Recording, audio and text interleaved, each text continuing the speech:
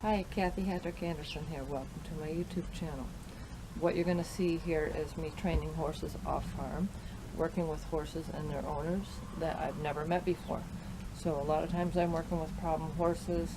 They won't get on the trailer, they're aggressive, turn their butts to their owners, hard to catch, and a lot of times I have to come up here.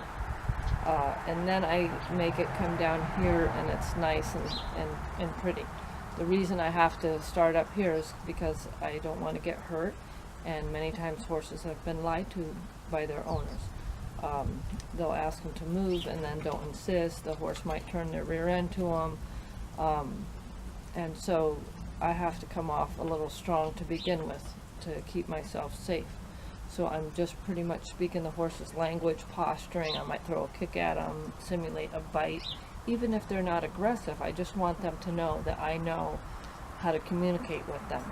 Imagine if you went to a foreign country and you didn't understand the language. People are talking to you, you're trying to talk to them, and there's no communication. Pretty soon you'd get frustrated, angry, and you just stop trying to communicate because nobody's listening to you, nobody's understanding you. So imagine a good analogy that I like to give my clients is a bunny rabbit. If you've seen a bunny rabbit out in the field and then all of a sudden that bunny rabbit took off and chased a predator, chased a coyote, you'd call somebody. You'd say, oh my God, that predator just ran after the coyote, and the coyote turned tail and ran away.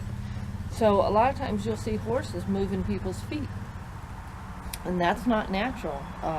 In the horse-human relationship, a horse should never move a human's feet. We don't yield to them. So if you have an aggressive animal and you yield to them, that's telling him he's the boss. Even if your animal's not aggressive, he might be a sweetheart, but if you yield to his feet, then he can't trust you to keep him safe. Okay? So, habla español, ¿quieres algo para comer? ¿Quieres papas fritas, carnitas? ¿Quieres algo para tomar?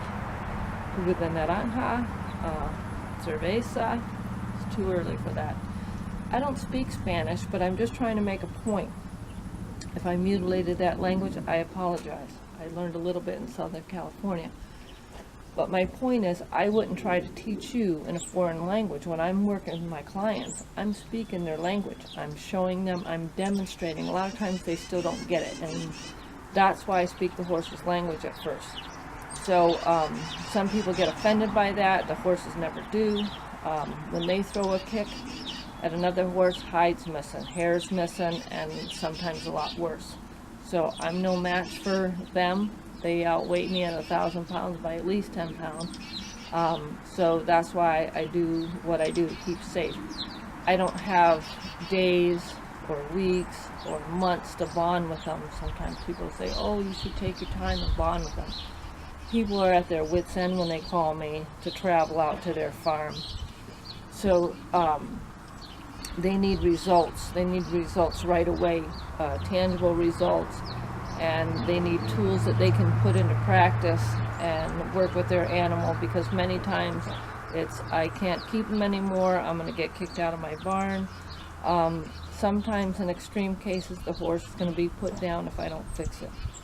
So I'm not ashamed of what I'm doing.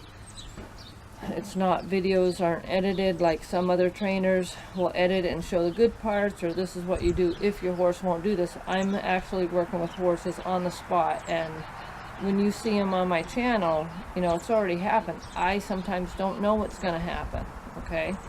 And so that's why I do what I do.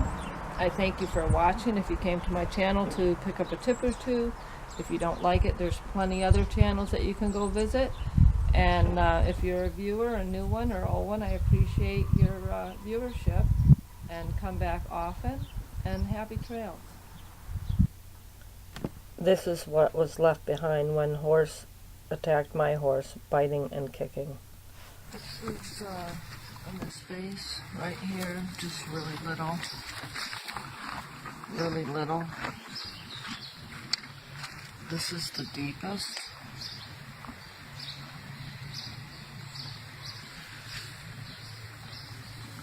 There's another good gash. Those were kicks, I think, and bite. Really bad bites. And this was the most painful bite. It was swollen, and it went down after a few hours. So I put a little bit of applesauce in here first. I got 14 SMZ tabs for Ruger. Make sure he doesn't get infection. They're melting in here. I'll shake them up. Warm water, dissolve it enough. Fed him twice the whole tabs with some alfalfa pellets, but he is not going to be fooled again. This is what his tail used to look like. Beautiful. And now it's just a little stump. Hair was coming out for probably 3 weeks after the attack, and he was left with a little thing. So you'll see pictures of it, and it was horrible. I had overnighted him somewhere, and the electric fence was not working. I did not realize that. You know, paid for overnight. And a stallion that was stabled next to him, that was in with another gelding, went underneath the fence to attack him, and I showed up, and I could barely get him off. I almost got killed retrieving him. The stallion came to kick and bite him some more, and he was pretty helpless. So I'm lucky he didn't break a leg, and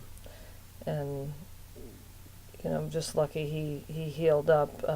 He's not afraid of other horses anymore, but still afraid of that stud when he sees him.